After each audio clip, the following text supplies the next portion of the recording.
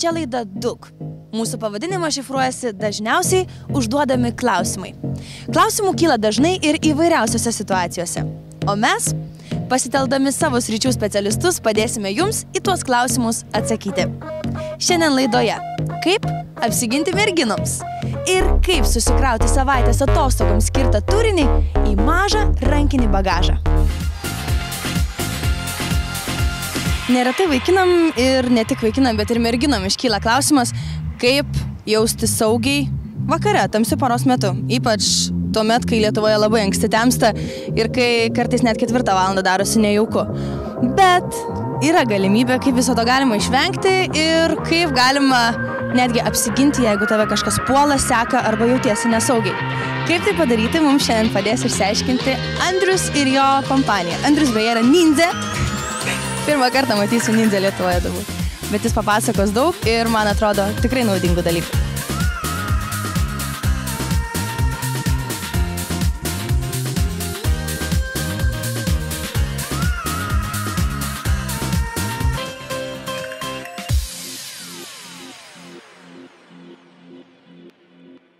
Mes esam ninjutsu centre, ninjutsu centre Vilniuje ir aplink mane yra, trumpai tariant, nindzės. Bet šalia savęs turiu nindzę, tai yra Andrius. Savo titulus tegu pats papasakoja. Aš esu 3. dano meistras, treniruojasi 15 metų čia. Toks ir titulas. Ką jūs čia veikiat? Tik mušatės ar dar kokius gerus dalykus darot? Dažniausiai tik mušamės. Ne, iš tikrųjų mes viską čia veikiam. Čia ne tik treniruotės, čia yra gyvensena, mes gyvenam kartu, mūsų būrelis toksai labai artimas ir labai smagiai leidžiam dar. Supratau, šiandien mes kalbam apie savigyną ir ypatingai apie savigyną merginoms. Ar įmanoma merginai apsiginti nuo užpuoliko? Įmanoma, jeigu jo nėra. Liūdna, tačiau tenka girdėti apie užpuolamas ir pagrobiamas merginas. Atsidūrusią tokioje situacijoje mergina ištinka šokas ir ji nebežino, ką daryti. Šie lietuviškieji nindzės visoje šalyje veda specialius savigynos seminarus moterims. Tačiau, kaip mus patikino meistras Andrius, visuomet pirmiausia reikia stengtis išvengti situacijų, kuriuose tektų griebtis savigynos. Ką daryti visų pirma, gal kad neatsitiktų tokios situacijos ir kaip jų išvengti? Tai va. Pats principas, jeigu merginai jau tenka gintis, reiškia, jinai kažką padarė blogai. Ne? Jeigu tenka mojuoti kumščiais ar mojuoti rankinuku, tai kažkas blogai. Reiškia, kažką jinai padarė prieš tai negerai. Tai yra iššaukiančiai elgesi. Girta gulėjo ne savo draugų rate po stalu. Padarė kažką blogai. Pradėkime nuo to. Nu, tarkim, jeigu nepadarė nieko blogo, ėjo gatve, tamsu buvo ir pajutau, kad už manęs kažkas eina ir mane seka. Ką man daryti? Visų pirma, kodėl tu vaikštai tamsoj? Žiūrim nuo to, kad šitą žmogus, jeigu ruošiasi eiti namo, ne, jisai pasižiūri trumpą atstumą. Jeigu tas atstumas nepakankamai apšviestas, tai kodėl nepadarius dar 10 minučių lanką, bet eiti apšviestom gatvėm ir šitą, kur daugiau žmonių. Tamsus paros metas yra pats pavojingiausias.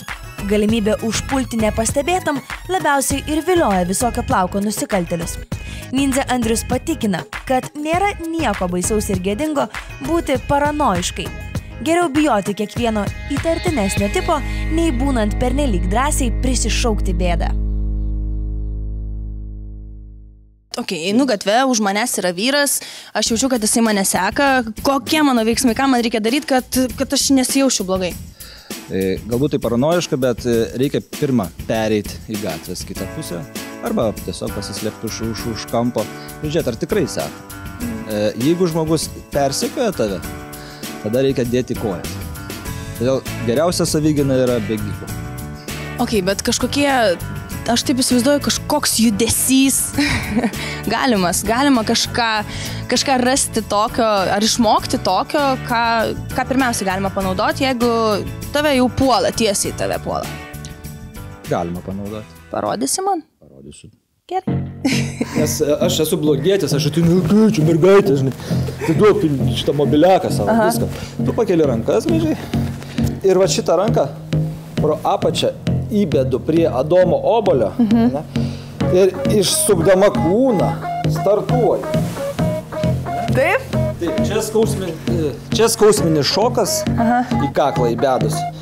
Ir veiksmui pasibaigus tu turi lėkti, kiek kojas neša. Tai yra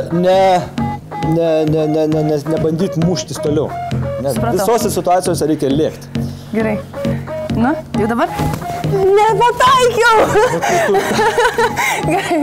Gerai, iš naujo. Dabar jau tikrai padarysiu. Nereikia.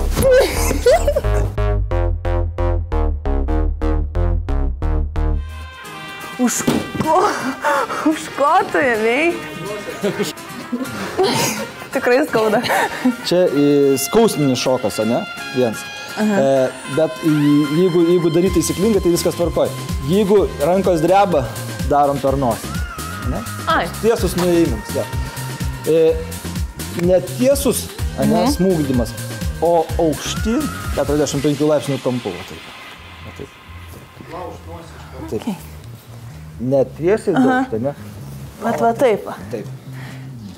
Čia tuo atveju, jeigu yra artimas kontaktas, va kaip sakau, lifte, mes jau esam artimi. Nėra atstumo kažkokio, kur tu galėtum tabaluotis. Esam artimi. Ne taip. Aš to per varzdą trenkiau. Gerai, iš naujo.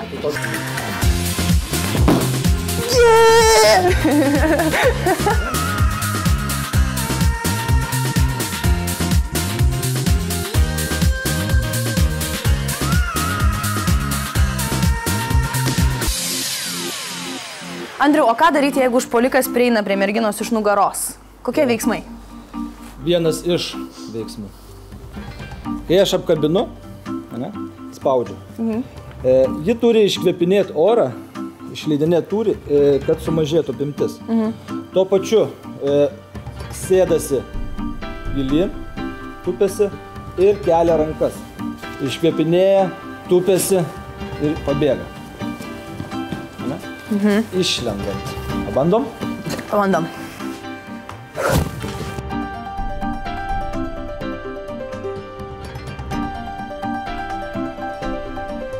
Labai daug variantų, kai gauda už kaklo, kad nesitabaluotų rankom, kojom, prismaugia šiek tiek, laiko šitai. Šitas paėmimas yra, jisai pakankamai bjaurus. Vienas iš pačių paprasčiausių būdų yra taip.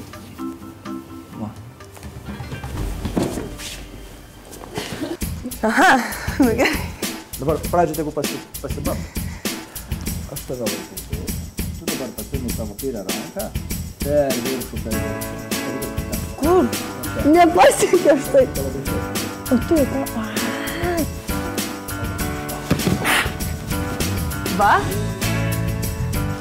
Gerai, merginos nešiojasi įvairiausius daiktus rankinėje, ar ne? Ir tarkim, kad aš irgi turiu daiktų, tu man pasakyk, ar yra įmanoma kažką su jais padaryti, jeigu jauti, kad tave puola. Va, turiu nagų dildę. Nagų dildės praktiškai kiekvieną turi mergina, ne? Su ja galima smeigti. Kur? Nebus per žiauru, jeigu rodys? Ne, nerodyk, pasakyk. Smeigt galima ten, kur yra atviros vietos. Ta prasme, veidas dažniausiai būna atvira vieta.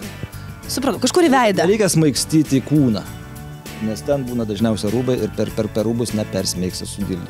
Gal šitą šiek tiek įsmeigsi, jeigu vasara bus. Gerai, toliau, kitas daiktas. Žirklės, žirklutės. Žirklutės lygiai taip pat naudojamas kaip ir dildė. Smeigt. Smeigt. Į veidą. Taip. Supratau. Veidą į kaklą visur. Dar, galbūt ne kiekviena mergina turi, bet manau, kad gerai, kad turėtų. Tai yra balionėlis. Geriausia, kad mergina turėtų balionėlį, bet geriau būtų, jeigu jos nešiotųsi ne rankinėse. Rankinėse galima nešiotis, kai tikrai saugu, kai tikrai žmonių aplinkui yra, tada galima nešiotis. Bet jeigu vėlesnis laikas, tada iš karto įsidedame į kišenę. Ten, kur nėra daugiau dar pašalinių daiktų, visokių raktų, visokių telefonų, laidų, kur pinasi rankose, jos turėtų balionėlį. Šitas balionėlis yra labai geras, nes jis yra kaip debesinis, debesėlį daro. Yra dviejų rūšių, yra čiurkšlė, yra debesis. Tai va debesiukas yra geriau. dėl to, kad šiurkšlę reikia pataikyti. Bet kaip nekaltai skamba debesėlis, balionėlis, o iš tikrųjų. Taip. Balionėlis turi daug gerų funkcijų, tai yra, su juo galima, aišku, nupurkšti žmogų, nupurkšti šunį, bet jeigu tu netgi nesusigrabalioji, nupurkšti žmogų, ne? Tave pagauna, tave pagriebė, ne? Tu gali karštlygiškai save apsipurkšti kišenėje. Tai irgi kažkoks veiksmas. Visiškai geras veiksmas, nes dujos tai pasklinda. Tu netgi sakau, nebūtina ten, taip rodyti ir aš nupurkšiu tave, nupurkšiu. Ir tada jau nieks prie tavęs neprieis, jeigu save apsipurkši? Taip. Smirdėsi, kai šeškas, bet ko ten eit prie tavęs? Aš labai noriu padėkoti Andriui. Andriu, kaip atsisveikinti reikia? Tiesiog. O nėra kažkokio judesio? Tiesiog nusilenkimas, toksai pagarbos ženklas. Tai ką, išmokom, kad galima smeigti, besti, purkšti, išmokom, kaip duoti nosį, kaip pabėgti. Svarbiausia, aš manau, kad reikia pasistengti išvengti, kad nereikėtų panaudoti šitų visų veiksmų. Bet jeigu jau reikia, tai turbūt jau truputėlį žinosim, ką daryti.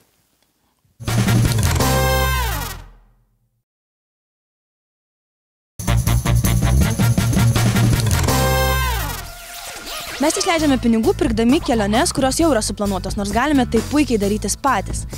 Išleidžiame daug pinigų nuvažiuodami į kažkokį miestą, pavyzdžiui, kuris yra brangus ir reikia mokėti už taksi paslaugas. Išleidžiame pinigų daug galėdami tiesiog prie baseino ir gerdami brangius kokteilius. Ir daug pinigų išleidžiame tuomet, kuomet kraunamės lagaminą. Perkame papildomą bagažą, o gal to daryti visai nereikia.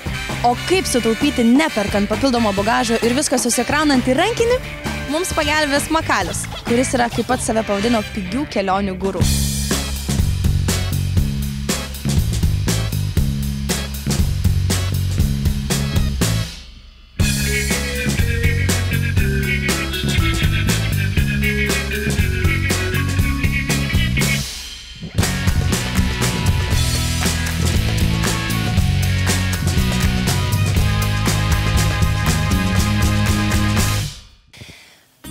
Šalia manęs ant patogių lėktuvo kėdžių yra įsitaisęs Rimvydas, tačiau geriau žinomas kaip Makalius, kuris žino viską, kaip pigiai ir puikiai keliauti. Ar ne? Taip. Rimvydai, kaip yra pigiau? Ar kelionę planuotis pačiam, ar pirkti kelionę per kelionę agentūrą?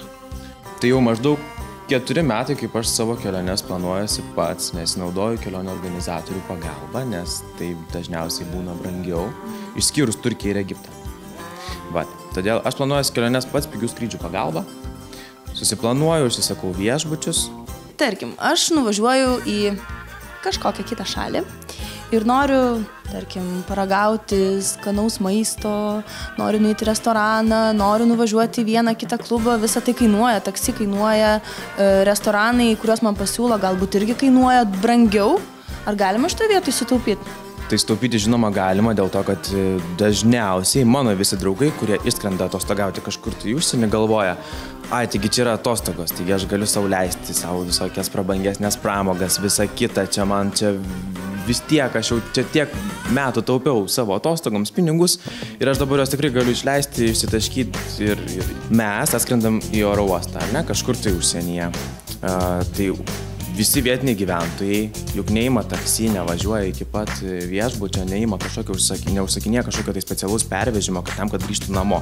Mes galime elgtis taip kaip vietiniai, ar ne? Mes galime lipti į visuomeninį transportą, iš anksto pasidomėti, kur yra mūsų viešbutis, susirasti jį kažkur tai centre pėsčiomis ir taip sutaupyti. Už tą bilietuką mes sumokėtume kokį eurą, už taksi sumokėtume kokius 30 eurų. Kitas dalykas. Jeigu mes einam pietauti, tai niekada neeikim užsienyje pietauti ten, kur pietauja visi turistai. Dėl to, kad centre, prie lankytinų vietų, pavyzdžiui, Romoje, prie Koliziejaus, visur yra itališkos kavinės su užrašais turistų meniu, turistų meniu, turistų meniu. Tai aš rekomenduoju iš tikrųjų nuklysti kur nors toliau, ten, kur gyvena jau visi italai, ten, kur gyvena vietiniai gyventojai, ten, kur nėra centrinė aikštė ir visi lankytiniai objektai. Ir ten rasit kokį nors tikrai labai mielą valgyklą, kavinę, užeigą, taverną, pizzeriją ir gana pigiai pavalgysit.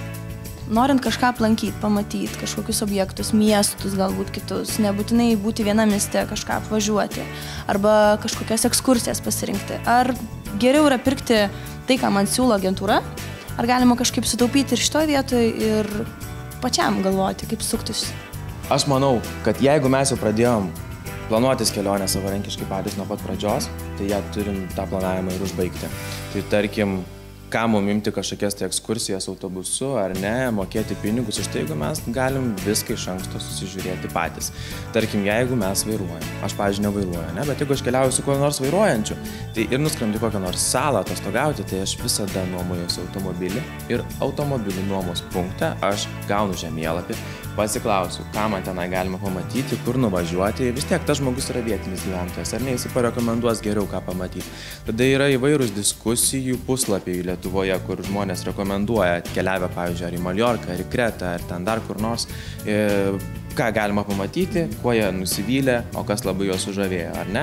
Tai va, tai taip prieš pat kelionę, namų darbus reikia pasidaryti, susiruošti, ten tą noriu pamatyti, tas nelabai verta, bet galima užsukti ir panašiai, ar ne? O paskui planuotis būti pačiam savo direktoriui ir viskas, ir planuotis ir žiūrėti, važinėti, kur norit, sustojat, kur norit, ir nereikia paskui ekskursiją tystis. Tarkim, Makaliu, sugalvoju keliauti savaitę į Prancūziją. Susikroviau lagaminą visų daiktų, kurių man prireiks, man taip atrodo. Bet aš žinau, kad už registruojamą bagažą reikia nemažus pinigus mokėti. Ar galiu kažkaip paprašyti tavęs, kad padėtų man viską susikrauti į rankinį bagažą? Žinau.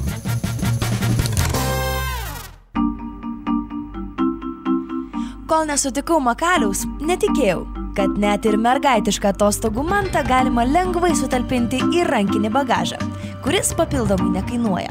Tačiau Makaliui mano susikrauto lagamino turinys sukėlė juoką.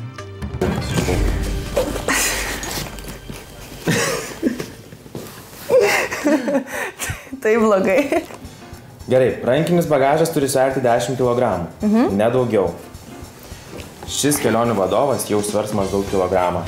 Ir šį kelionių vadovą tu turi skaityti ne kelionės metu, o prieš kelionę, pasiruošti namų darbus, pasižymėti, ką tu nori aplankyti, susirašyti savo atskirai, nes šita knyga tau visiškai bus nereikalinga, žinok, kelionės metu. Kitas dalykas yra beveik 3 kg sveriantis kompiuteris. Čia reikia. Kam? Dirbt. Kam? Darbą. Socialiniam tinklam nereikia to kompiuterio, jeigu jo reikės, tu galėsi prisijungti prie savo, jeigu turi mobilųjį telefoną išmanųjį, o jeigu neturi, tai viešbutyje turi būti internetas, būtinai. Jeigu net šalia viešbučio, šalia tavo gyvenamos vietos bus interneto kavinė, ar ne? Tai tu susimokėsi 1 ar 2 eurus už tą valandą ir galėsi naudotis internetu. Tau jo tikrai juk nereikės visą dieną, ar ne? Taip. O kam versis kompiuterių, kurią reikės tik tai vienai valandai. Gerai, žiūrim toliau. Čia yra tavo kosmetinė, ar ne? Taip. Kosmetinėje yra žirklės. Taip. Žirklių su savimi rankinėme bagaže imti negalima, jas visą laiką atima. Visą laiką į rankinį bagažą galima dėti tik tai nedidesnius negu 100 ml talpos skysčius. Šitas yra netgi 300 ml. Todėl, kai tu eisi prie oro uosto patikros zoną, tau iš karto išmesi šiukšliadėžį šitą dalyką. Tai ką aš patariu, tai yra tokie kelioniniai buteliukai, ar ne? Tokie mažiukai iki 100 ml. Ir tu juos persipilsi savo ir šampūną, kurio tu reikia, ir kondicionierių, balzamą, kremą kažkokį, tai kuris viskas, kas viršia 100 ml, ar ne? Persipilsi į mažesnės talpas ir tau iš karto labai sumažės ir susitrauks tavo kosmetinė. Gerai, dabar žiūrim drabužius. Su drabužiais viskas tvarkoje, jeigu tu keliauji čia savaitę, tai tau tikrai reikės daug. Bet aš matau, pavyzdžiui, rankšluostį, kurio tikrai nereikės. Jeigu tu planuoji apsistoti arba pas draugus, arba pas viešbutį. Arba tu planuoji, pavyzdžiui, apsistoti viešbutyje, ar ne? Taip. Tai kam tau rankšluostis, jeigu viešbutyje ir tai vonioje bus netgi 2? Tai va, tai rankšluosčių tau irgi nereikės. Ir tu pažiūrėk, kiek tu vietos sutaupai, ne? Tu pažiūrėk, kokią mes jau turim krūvą daiktų, kurių mes su savimi neimsim. Tvarko, gerai, tai dabar bandom talpinti tavo visus drabužius, ar ne? O gal kažkoks yra lankstymo būdas specialus? Yra įvairūs lankstymo būdai, iš tikrųjų labai daugeliu jų naudojosi. Pavyzdžiui, vienas iš jų tai yra drabužius susukti, ar ne? Tarkim, kad jie nesusiglamžytų, ar ne? Mes juos labai gražiai susukam, aš taip pat. Ir vienas drabužis jau lenda pas mus į rankinę. Tai va, sukam drabužius. Žiūrėk, mes jau beveik pusę lagamino ir sukrovėm. Gerai, kosmetinę mes dedame patį viršų. Taip. Dėl to, kad ją reikės ištraukti, ar ne? Kai tu praeisi pro oro uosto metalo detektorius, juos reikės ištraukti dėl to, kad tikrins skysčius, ar jie neviršė 100 ml ir panašiai. Tai kad tau nereikėtų iš savo rankinės glūdumos traukti ir visus drabužius jaukti, ar ne, dėkis viską į patį viršų. Taip pat tu sudėsi čia į patį viršų ir savo pasą, ir lėktuvo bilietą ir visą kitą. Tai va. Ir viskas. Ir tu pasižiūrėk, kiek dar tau liko laisvos vietos. Pasižiūrėk. Mes viską suklojam. Matai? Ir čia sveria kažkur, jeigu čia buvo kokių 11, tai čia yra kokie 6. Čia yra kokie 5. 5. Žinok, aš manau, kad čia bus kokie 5 kg tik tai. Ir tu dar galėsi žiūrėti prisidėti ir lauktuvių, ir fotoaparato nepamiršti savimi pasiimti, kad įspūdžius fiksuotum ir visą kitą. Va, į patį viršų sudėsi. Tai ką, dėka Makalių sužinojom daug įvairių gerų dalykų ir gerų patarimų, kaip galima pigiau keliauti, kaip galima sutaupyti.